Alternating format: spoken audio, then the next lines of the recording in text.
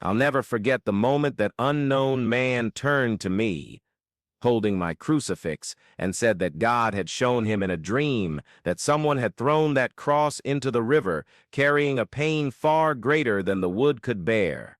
My heart nearly stopped. How could he know?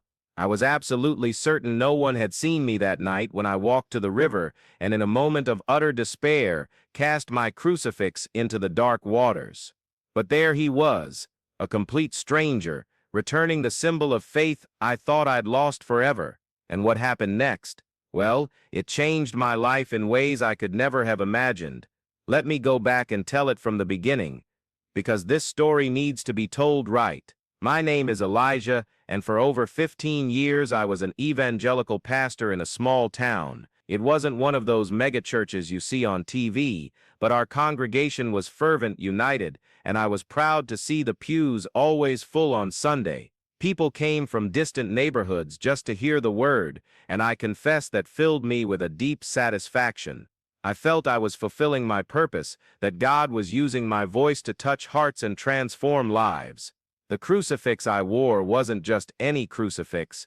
It was an old, weathered piece of wood, an heirloom from my grandfather. He was a missionary for decades, preaching in places where faith was persecuted, and always said that crucifix protected him on all his dangerous journeys. When he died, my grandmother gave me the cross and said, "Your grandfather asked you to continue his work.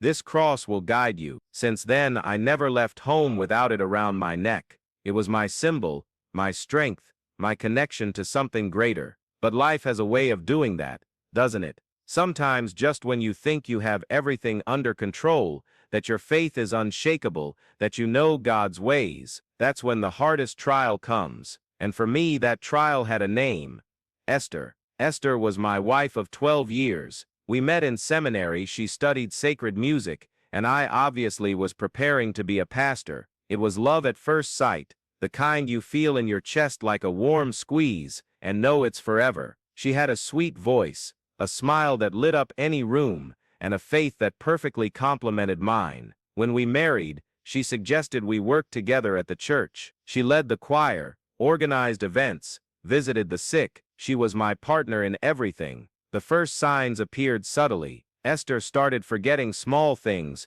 where she'd put her keys, appointments we'd made, names of people we'd known for years. At first we joked about it. "You're getting old," I'd say, laughing, and she'd give me a playful nudge. But as the months passed, the forgetfulness became more frequent, more worrisome. There were times when she'd ask me the same thing 3 or 4 times in the same day. Other times she'd stand in the middle of the house, with a confused expression, as if she didn't know where she was. That's when we decided to see a doctor, and then began our pilgrimage through doctors' offices, tests, and second opinions. Each doctor we saw, each test we took, was like descending another step on a dark staircase. The specialist's words became increasingly technical, colder, more frightening. MRI, biopsy, genetic testing, until one day, sitting in a cold white hospital room, we heard the diagnosis that would change our lives forever.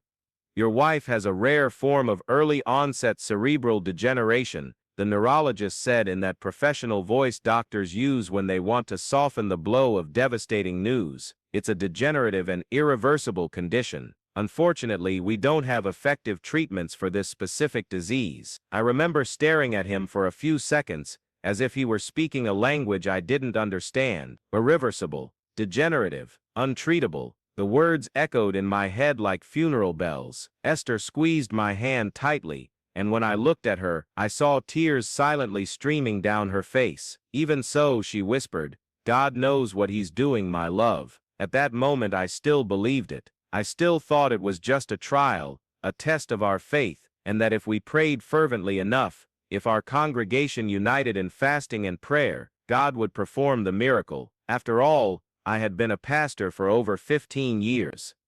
I had seen inexplicable things happen. People given up for dead by doctors who were healed after our prayers. Families destroyed who were reconciled after our counseling. Why would it be different with Esther? I intensified the sermons on faith, on miracles, on the power of prayer. Our church mobilized in a way I'd never seen before. We organized weekly vigils specifically to pray for Esther's healing. People fasted, cried, pleaded, and I was there, in front of everyone, leading each prayer with a conviction that seemed unshakable. But inside, for the first time in my life, I began to feel a strange unease. The months passed, and Esther's condition progressively worsened. She began to have difficulty speaking, walking, recognizing simple objects. One day she looked at me and asked, "Excuse me, but who are you?" The impact of those words was like a punch to the stomach. It was my wife, the woman I loved more than anything in the world, and she didn't recognize me. And that's when the doubts began. It was then that the doubts started. At first they were whispers in the back of my mind, thoughts I quickly dismissed as blasphemy, but then they grew louder, more insistent. If God truly existed, if He truly loved me as I preached every Sunday, why was He allowing this to happen? Where were the miracles I so often proclaimed? Where were the answers to the thousands of prayers that ascended to heaven every day? I continued preaching, but now the words came out of my mouth mechanically. I spoke of faith while my own was crumbling. I spoke of hope while drowning in despair. I spoke of God's love while feeling utterly abandoned by Him. The faithful kept coming, kept being moved by my sermons, kept believing every word I said. But I was dying inside. The early mornings were the worst. Esther slept beside me, sometimes restless, sometimes murmuring nonsense, and I would lie awake staring at the ceiling. I would pick up my Bible and try to read, but the words seemed lifeless, powerless. I would pray until I could pray no more, but it was as if my words hit the ceiling and came back empty. My grandfather's crucifix, which had always been my symbol of strength, began to weigh on my chest like a chain. And to you who are listening, if you have gone through or are going through a crisis of faith, please subscribe to the channel, because stories like these need to be shared. I need you to know that you are not alone on this journey, that there is hope even in the darkest moments. The breaking point came on a Thursday night. Esther had spent the entire day not recognizing me, looking at me as if I were a complete stranger. That night, she had such a severe seizure that we had to call an ambulance. At the hospital, after hours of procedures, the doctors called me in for a talk. The neurologist, the same one who had given the initial diagnosis, got straight to the point. "Pastor, your wife has fallen into a coma. We don't know if she'll wake up." Into a coma. The words echoed in my head like a scream. I stood there, paralyzed in the hospital corridor, staring at him, unable to process what I had just heard. Coma. After everything we had already faced, after all the prayers, all the fasts, all the tears, now this. I returned home like a ghost. The church was organizing a special vigil to pray for Esther, but I couldn't face those people. I couldn't get up on the pulpit and talk about hope when mine was gone. I couldn't lead prayers when I myself no longer believed anyone was listening. That's when I made a decision that at that moment seemed the only logical thing to do. I left the house without telling anyone and started walking. I had no destination. I just wanted to walk, let my feet take me wherever they wanted. I walked through the empty city streets, then along the dirt road leading to the countryside, and without realizing it, I ended up at the river. It wasn't the Jordan River of the Bible, obviously. It was just a river that was given that name after our city was founded, but to me, it had a special significance. That's where I was baptized over 20 years ago. That's where I first felt God's presence so vividly that I cried like a child. That's where I became certain that my life would be dedicated to the ministry. But that night, standing on the bank of that same river, all I felt was rage. Rage at God, rage at life, rage at myself for believing in promises that seemed empty. My grandfather's crucifix weighed on my chest as if it were made of lead. I took it off my neck and stared at it in the palm of my hand. That cross that my grandfather had carried on so many missions, that had been my companion for so many years, that had symbolized my unwavering faith. "If you really exist, Lord," I shouted to the dark sky, "why have you abandoned me?" My voice echoed in the silent night, and for a moment I waited for some answer, some sign. But all I heard was the sound of the rushing water and the wind rustling the trees. Then, in a fit of despair and anger, I threw the crucifix into the river with all my might. I heard the little splash as it hit the water, and then, silence. I stood there for a few minutes, looking at the dark surface where my symbol of faith had disappeared. I felt as if I had buried not only the crucifix, but all my spirituality along with it. I walked back home slowly, feeling an emptiness in my chest that I had never experienced before. The house was silent, cold, and for the first time in years, I didn't say my prayers before bed. I thought I had lost my faith forever in that river. The next morning I was awakened by frantic knocks on the door. It was my nephew Levi, a 16-year-old boy, my sister's son. He was breathless, his eyes wide with astonishment. "Uncle Elijah," he said between breaths, "you need to come with me now. Something very strange is happening at the river." My heart leaped. What kind of strange thing? "There's a man there, a guy nobody knows. He's holding something and saying he had a dream, that someone threw something in the river, and that he needed to go get it." I felt a shiver run down my spine. It couldn't be a coincidence. Reluctantly, but driven by a curiosity I couldn't explain, I followed Levi to the river. When we got there, a small crowd was gathering. At the center was a man I'd never seen before. He must have been in his 50s, with graying hair, simple clothes, and an expression that blended serenity with determination. He was kneeling by the riverbank, holding something in his hands. As I got closer, the shock nearly knocked me over. It was my crucifix. That same wooden cross I'd thrown into the river the night before was there, in the hands of a complete stranger. The man looked up and began to speak, his voice possessing a strange quality, as if each word was carefully chosen. "Tonight, I had a very clear dream," he said, looking at the small crowd that had gathered around.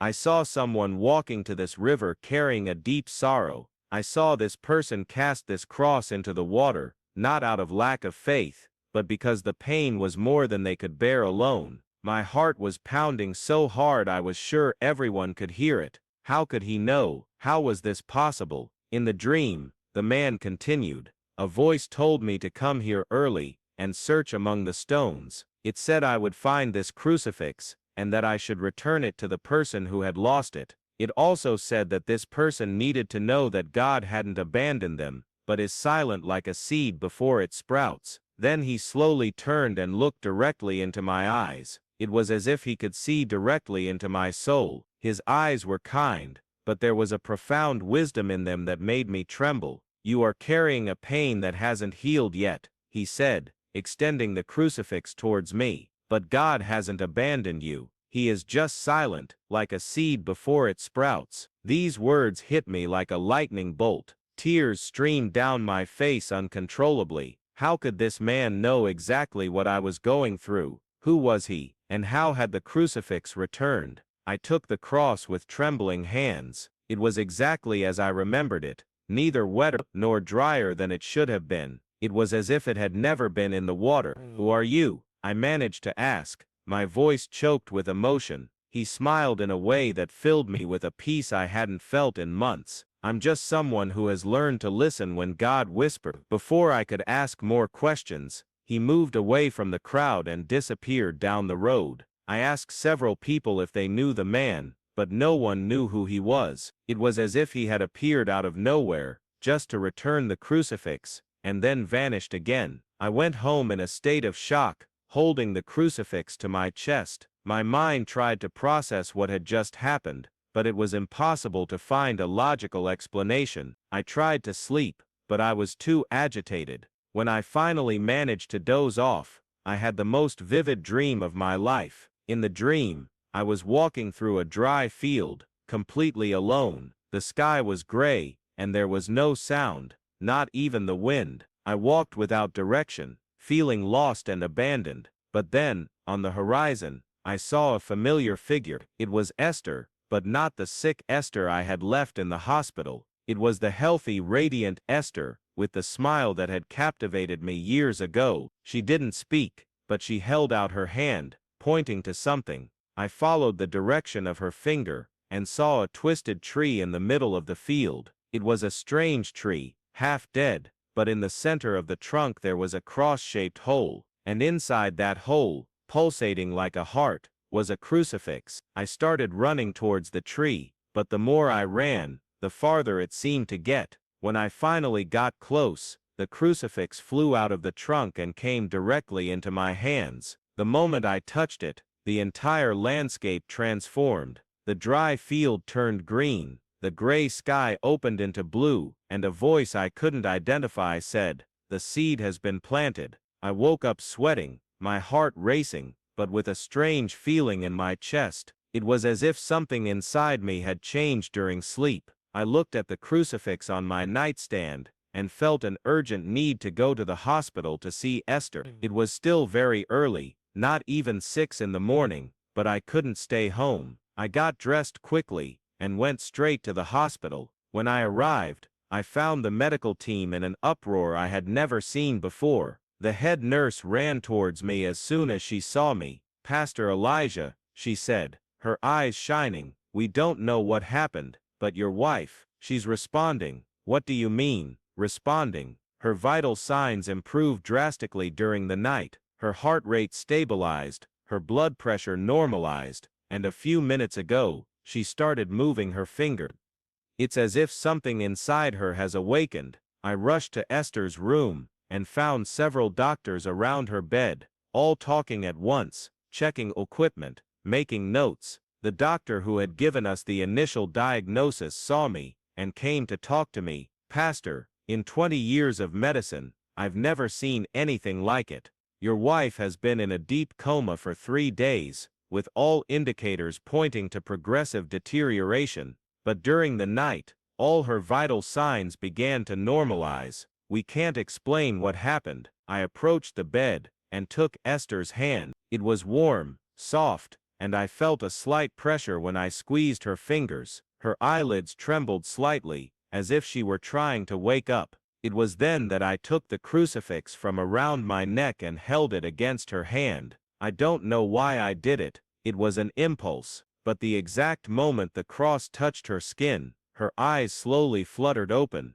"Elijah," she whispered, her voice weak but clear. I burst into tears. They weren't tears of sadness, but of a gratitude so profound it seemed to come from a place in my soul I didn't know existed. Esther was awake. She recognized me. She was saying my name. "I'm here, my love," I managed to say between sobs. "I'm here." She smiled, that smile I thought I'd never see again, and whispered, "I dreamt of you. I was in a beautiful place, and a voice told me to come back, that you needed me." The following days saw a recovery the doctors described as inexplicable. Esther not only came out of her coma, but also began to regain the cognitive functions she'd lost. Slowly, she remembered people, events, details of our life together. It wasn't an instant, complete cure, but progress that defied everything medicine knew about her illness. The news spread through town like wildfire.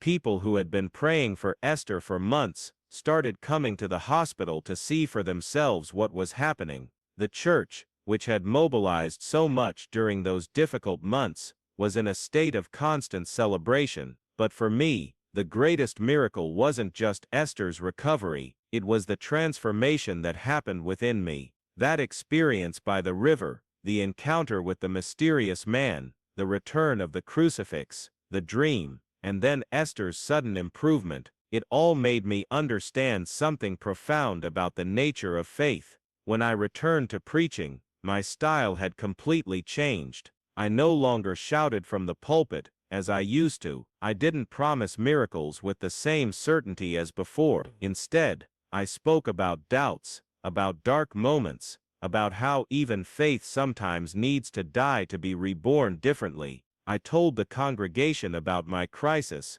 about the moment I threw the crucifix into the river, about how I had questioned everything I believed in. Many people were shocked at first. How could a pastor admit to doubting? But then I realized my honesty gave permission to others to share their own doubts, their own dark moments. The church changed. We were no longer a congregation that pretended to have all the answers. We were a family walking together through the questions, supporting each other in difficult times, celebrating miracles big and small, with genuine gratitude. Esther recovered almost completely. I can't say she was exactly the same as before her illness, because certain marks remained, but she returned to singing in the choir, to smiling, to being my life partner and ministry companion. The doctors never explained what happened, and we never tried to understand it scientifically. We simply accepted it as a gift. My grandfather's crucifix has never left my neck again,